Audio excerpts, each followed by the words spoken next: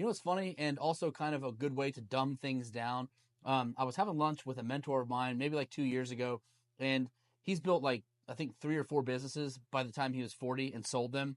And we were talking about what separates a good entrepreneur from a great entrepreneur. And I was all hell bent on it's the strategy and it's the innovation behind the products that you're making. And he was just like calmly like laughing about it.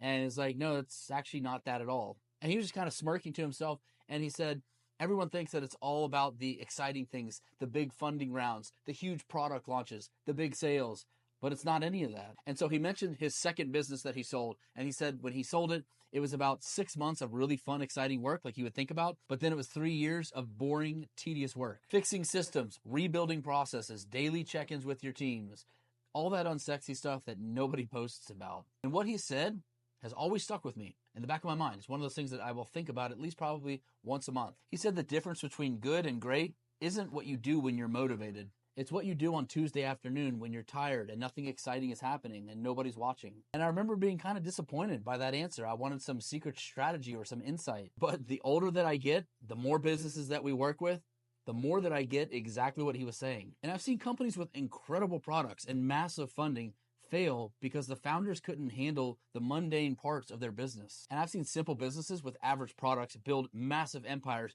because their founders consistently showed up, even when their work was boring. And that simple conversation completely changed how I approach my work. So how I started measuring myself was not on my best days, but what I got accomplished on my worst days, because that's where the real growth happens.